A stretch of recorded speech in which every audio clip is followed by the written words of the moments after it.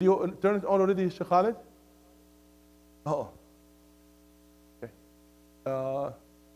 That's fine. Okay. بعد حمد الله والصلاة والسلام على رسول الله وعلى آله وصحبه ومن والاه. اللهم اجعل جمعنا هذا جمعا مرحوما وتفرقنا من بعده تفرقا ساميا معصوما. اللهم لا تجعل فينا شقيا ولا محروما ولا مطرودا ولا معذبا بنار برحمتك يا عزيز يا غفار.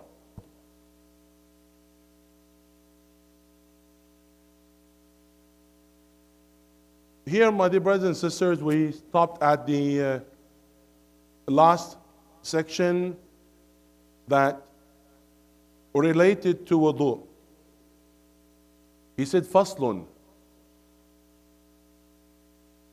لا يحل لغير المتوضئ صلاة ولا طواف ولا مس نسخة القرآن العظيم ولا جلدها لا بيده ولا بعود ونحوه إلا الجزء منه المتعلم فيه ولا مس لوح القرآن العظيم على غير الوضوء إلا لمتعلم فيه أو معلم يصححه. والصبي في مس القرآن كالكبير والإثم على مناوله له ومن صلى بغير وضوء عامدا فهو كافر والعياذ بالله.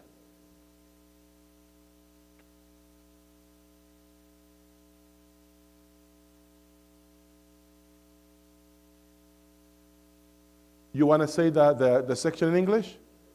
Yes. The section 2.4, things prohibited by lack of wudu. Page number 5.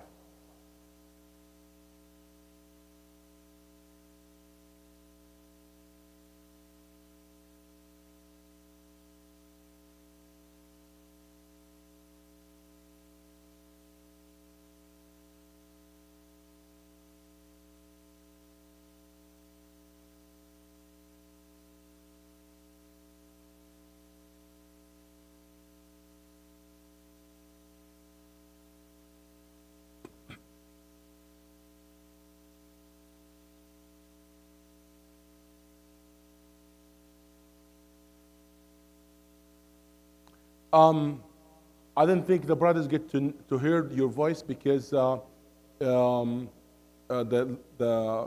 don't use the mic, but that's fine. That's fine. I will repeat all that. So it's not permissible for one without wudu to perform salah, tawaf, touch a copy of the Quran, the Holy Quran, or even its cover, whether with his hand or even with a stick or the like, except a part of it for one learning from it. A board on which the Quran is written should likewise not be touched without wudu, except by one learning from it or teacher tutoring him. The same rules apply to a child touching the Quran as an adult, except that the sin increase thereof shall be on the adult who gave him access to it. So, it's very important that we understand that we cannot pray without salah. We cannot pray without wudu. Either that voluntarily prayer or obligatory one. The key for salah is the wudu. If you're not sure that you don't have wudu or a proper wudu, you should not pray. Now, if you have invalidated your wudu during salah, then you leave the salah the moment that you invalidate that wudu. If you have doubt, that's a different story. If you have doubt about wudu or a doubt about hadath, that you have a doubt that you don't, perform wudu. Okay? It's different from you have a doubt that you have kind of discharge. If you have a doubt that you don't perform wudu, then you should perform wudu. If you have a doubt that you have a discharge or not, then do not leave until you have a kind of a sense with an evidence that you have a discharge. Either you smell or you hear something. As the Prophet said, that's a nafkhun min ash-shaytan. So sometimes it will make you have that doubt. Unless you have a kind of a sense with the smell or with the sound that you have a discharge. Otherwise, if you follow your doubt, then that will lead you to other doubts, and that will be a major problem. And somebody will say, oh, I'm in the middle of lines. How I will leave Salah and go between lines? That's fine. In Jama'ah, the sutra of Ma'mumeen is their Imam sutra. As long as the sutra Imam kept, then there is no issue. You can go between lines. If you invalidate your wudu and you want to go or renew the wudu, that's fine. Okay? So that's, the salah. And tawaf. At-tawafu ka-salah. Making tawaf like salah. The condition of tawaf like the condition of salah. However, there is kind of debate between the school of thought. Now, if somebody invalidate his wudu during tawaf, then he should renew it and then start over or continue. According to Imam Malik, you should start over. Like in Salah, you invalidate like in the third rak'ah or last rak'ah or even before salam. It doesn't matter. You have to start over. In some other school of thought, just continue for tawaf. And tawaf has the condition, you have to have a wudu. Sa'i, you don't have to have a condition. For a sa'i, if you invalidate your wudu, just continue, you don't have to worry. But for tawaf, you need to have a wudu for that until you conclude the 7th round.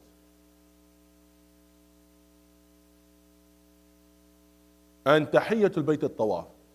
That's how you start with the Masjid al-Haram with tawaf. Now with the 2 rak'ah. That's, especially for the first visit. How about sajdatul tilawa? Sujood for tilawa. Do I need a wudu for that? Yes, you need a wudu for that. The condition that apply for sajdatul tilawa, for the sujood when you are reciting Quran, there are 11 positions that agreed upon, and 4 positions are debatable or difference between school of thought. So there are 11 positions in the Quran that's all agreed. Those positions are there. And there are 4 positions where not all of them confirm it, because some of them think the hadith are very weak or fabricated that related to sujood on those positions. So they didn't prove the authenticity of those hadith. And based on that, they didn't consider this a sujood. Because how they know it's sujood or not? Based on the practice of the Prophet Muhammad ﷺ, that he made sujood on those positions or not. So for sujood, do I have to have wudu? Yes. Why? Because I just said all conditions that apply for the sunnah apply for the sujood al-tilawa. Why I said the sunnah, not the fard? Because some of the differences between sunnah and fard in terms of istiqbal al-qibla instead of standing, For example, in the fard, if you can stand, you have to stand. For the sunnah, even you can stand and you choose not to stand, you pray while sitting, still your salah is valid. Because the Prophet prayed his sunnah while he was on the back of his animal. Likewise, he's riding. But he never prayed fard while he was in that position. You get my point? So, to perform sujood tilawa, you need to have the same condition that applied for nafila, for the voluntarily prayer. How about sajdatul shukr? In sajdatul shukr, I didn't need to have wudu. That you heard good news, and at the moment you went down for sujood to thank Allah subhanahu wa ta'ala, you didn't need a wudu in this case. So there are differences between sajdatul tilawa and sujood al-shukr. Sajdatul tilawa, that all conditions that apply for sunnah, you have to maintain it. For sajdatul al-shukr, you don't have to. Now, how about touching the mushaf? The person doesn't have janaba, the sister doesn't have a hayd, you know, but in the same time they didn't have wudu. So I didn't have wudu. Do you know? Do I have to, you know, touch it with no harm, or I should perform wudu? Now let's say that, you know, we have a mushaf, a complete Quran, or a portion of Quran, but just a Quran, because you can say the name of Quran for the entire book or even part of it. It's a Quran, even like 5 juz'a or 1/4 of the Quran, the quarter of the Quran, where 7 juz'a or 1 juz'a am. It's a Quran. Now, the stand of Imam Malik and some other school of thought that you have to have wudu. And when I say that's a Quran, even part of it. But if the Quran mixed with other books, like the book of tafsir, so there's explanation, or even there is English translation, because English translation is one of the interpretation of the Quran. Just like the book of tafsir. The book of tafsir does not carry the same rules of the Quran in terms of touching the book. So you can touch the book of tafsir or the book of hadith even if you don't have tahara. Even if you don't have wudu. Let's make it with this way. Okay? So the wudu is necessary. That's when you touch the Quran, all of it or part of it, but not for that mixed with other things where not actually name it as a Quran. When you call, this is a book of tafsir, which includes the Quran, but not mainly is a Quran. That will be fine. Now how about that I have to touch it because I'm a student, I want to learn, memorize. I'm a teacher, sometimes a female teacher, and she's in her menses. During that period, is it allowed for her to touch on a mushaf and she's teaching? Yes, that's fine. See how the Islam honor education and honor the student and the teachers. And they give them the permission that to touch, to make it easier for them. We have one rule in قواعد الفقهية, الأمر إذا ضاق اتسع. الأمر إذا ضاق اتسع. We have one major rule called المشقة تجلب التيسير. المشقة تجلب التيسير. That's a rule. And that rule was extracted from many ayat and many hadith. يريد الله بكم اليسر ولا يريد بكم العسر. لا ضرر ولا ضرار يسر ولا تعسر. There are many ayat and hadith in that regard. So the ulama extracted rule from this. And one of the rules, الأمر إذا ضاق اتسع. Because now asking the student and asking the teacher, especially spend time to memorize, spend time to learn their lesson, and every time they have discharge, they will go to renew their wudu. That will be difficult for them. So lifting that burden and that difficulties, that's easier for them. And Islam aim for the ease and looking for the reason for that. So if there is a reason for this, and that will make it easier for them, then that's an exception. And that's why the Shaykh here said that it's fine, for somebody is learning. إِلَّا لِمُتَعَلِّمٍ أَوْ مُعَلِّمٍ. So no issue with that. The last point here, it might be something that's bringing a question in your mind. Maybe you might think it's tough. It's a strong statement. Let's read it again. وَمَنْ صَلَّى بِغَيْرِ وُضُوءٍ عَامِدًا فَهُوَ كَافِرٌ. It's a big statement, yes? You understand the statement, what this statement is?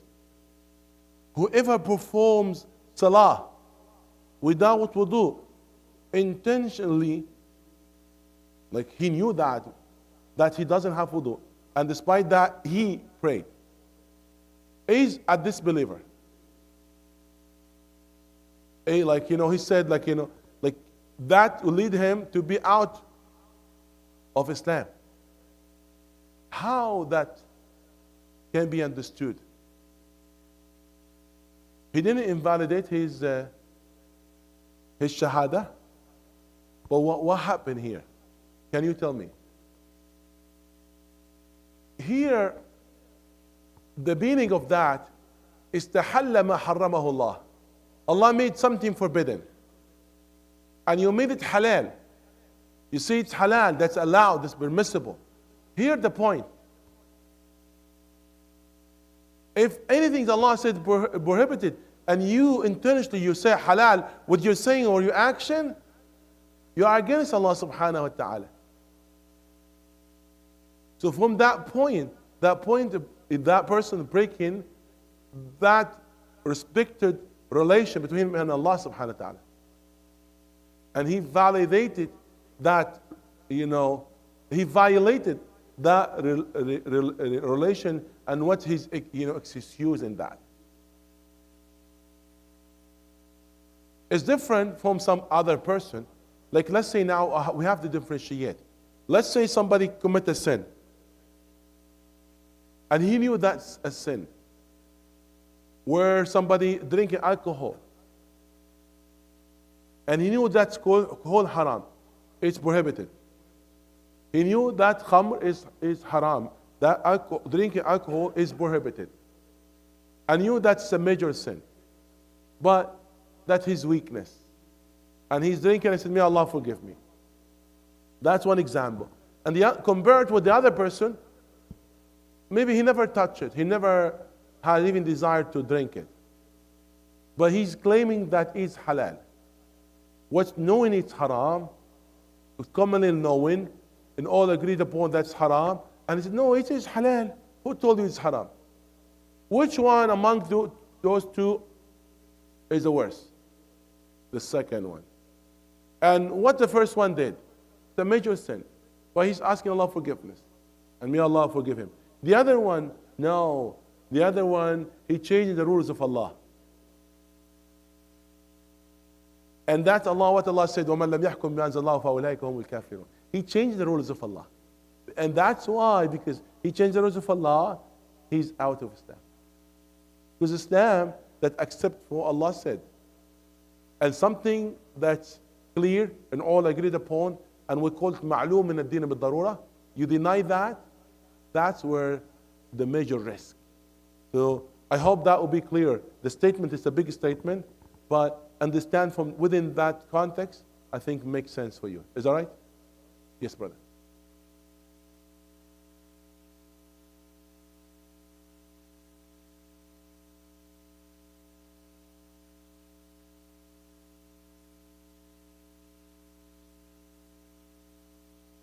Yes.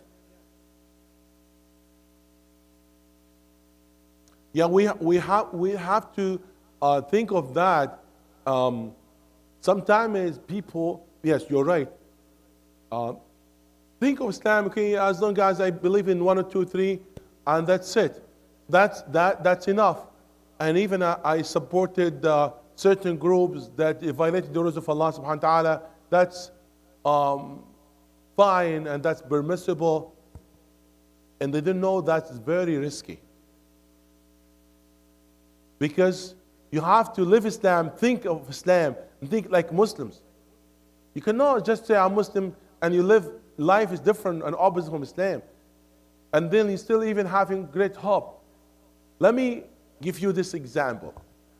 Allah subhanahu wa ta'ala said in Surah At-Tawbah, and if you can open your Mus'haf now and look at the ayah, and we'll conclude with this, bi'idhnillahi subhanahu wa ta'ala. In the page 191, in the verse 31, Allah subhanahu wa ta'ala said, اتخذوا أحبارهم ورهبانهم أربابا من دون الله والمسيح ابن مريم. They choose their rabbis and their monks as arbab, as Lord. Rabab, the plural of Rab, as somebody they worship rather than Allah. The comment that came from Sahaba, they said they have not worshipped them. The Sahaba, what they said to Rasulullah, they have not worshipped them. To what the Prophet replied? He said, have they disobey Allah and obey them, which mean have they neglected the rules of Allah and they follow the direction and rules of those leaders? They said yes. He said this is the kind or the example or the type of their worship, of their worship of those rather than Allah. So when you say I worship Allah, then you obey Allah. But you worship Allah and you disobey Him in order to obey somebody else, not because of your weakness. You left the rules of Allah in order to follow other person's rules, and you think maybe other person's rules are better than the rules of Allah. This is the defect. And that's Allah named it in Quran, اتخذوا أحبارهم ورهبانهم أربابا من دون الله, which make the Sahaba actually even wonder. And that reply of Rasulullah came to clarify that understanding. We hope that will be clear. So we stop at this point, and if you have any question, please go ahead before we conclude. Yes, brother. Yes. Yes.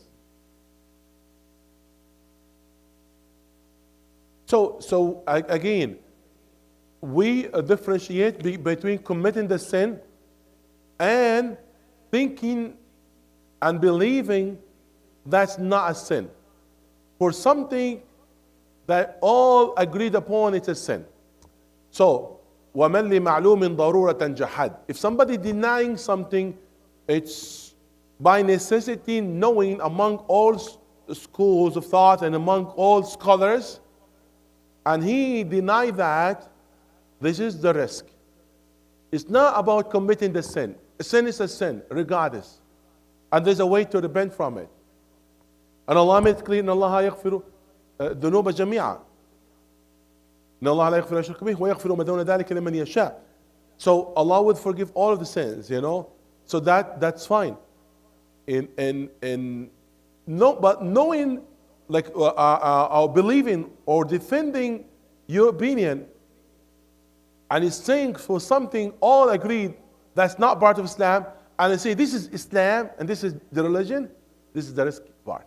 Because that now, either you're adding something to religion or you're dropping something to religion that it is part of the religion. That, you know, not just a sin. That playing with the rules of Allah subhanahu wa ta'ala. That's bringing something like a new, adopting different method, different ideology, different, you know, set of faith. So the differentiation had to be clear in that sense. Okay? Yes, brother.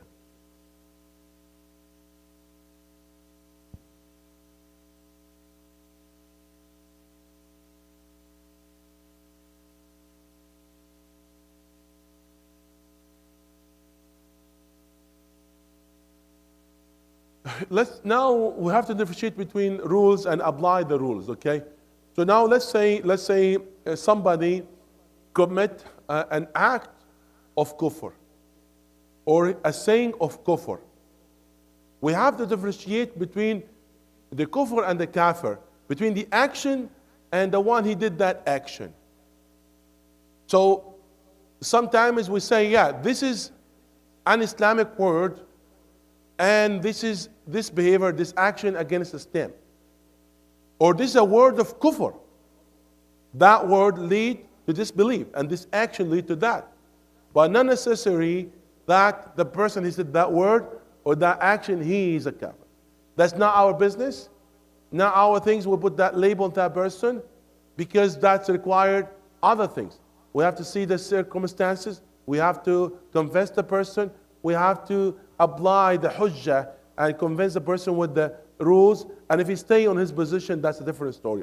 So there are other rules has to be applied. And that's not up to us and our hand. It's not our duty or position. That's a position of the authority, the imams, like the leaders, judge, the leader of the state, you know, the governor, whoever, those are responsible for these things. So it's not us. Even scholars and ulama, unless the agreement of them, they come in a special matter they discuss that with a certain rules that then they can pass their judgment. So again, we should not judge the person. We're talking about action. That's something we have to differentiate. And we have to stay away from pointing to any person that's saying that you are a kafir. That's not our job. And that's wrong. That's not an action of the deen. That's something we should refrain from it, stay away from it. Yes. That's good. May Allah bless you all. May Allah give us the best of understanding, strengthen our iman, our heart, and اللهم اجعلنا يستمعون القول فيتبعون احسنه اولئك الذين هداهم الله واولئك هم اولو الالباب. سبحانك اللهم وبحمدك اشهد ان لا اله الا انت